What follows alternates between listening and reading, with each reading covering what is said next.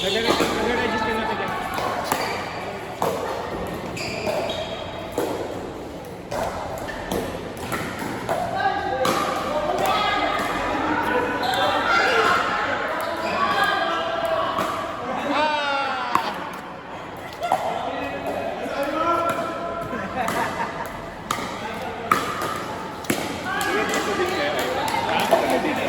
Oo, dyan lang kami sa tapat. Naka-rent sa Bel Air. Kaya nga, tawid lang kami. Tawid lang kami. Bakit lang, no? Oo.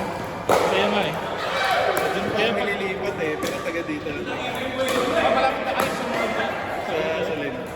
Okay. May court ko nga rin din eh. Ligyan na nila ng linya. Yung mismo subdivision. Pero may ano doon, may ano yung club, di ba? So kung sa Selenad sila, kung sa Selenad sila marunong. Damils. Damils. Damils. Maganda yung community yung Damils. Malakas lang player. Oo. Malalakas din player, kaya masaya. Pero meron silang ano, beginner lang, may beginner friendly. Yung skill builder nights. Oo. Pero meron din naman hindi sobrang galing doon. Pero maganda yung community doon. Kaya maganda. Ganda pa court din, basketball. Basketball game talaga. Ganda rin. Kaso kailangan member ka eh. Pero may kilala akong member.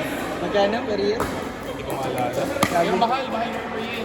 Kaya kasi Jordan Joshua member doon eh. Masulit. Kaya sabi niya, sulitin natin bro kasi sayang bayad ko doon. Tapos may mentor, pwedeng magsama ng mga Pag, non-member. pag sa Damils, ay pag sa pickleball kahit hindi na eh. Oo, kasi doon sa pickleball. Sa basketball lang. Kailangan member ka. Yun ang alam. Ang magre-reserve lang ata kailangan member. Pero yung the rest hindi na ata. Okay na ata. Pero siya yung ganda sa dito. Yung CR lang.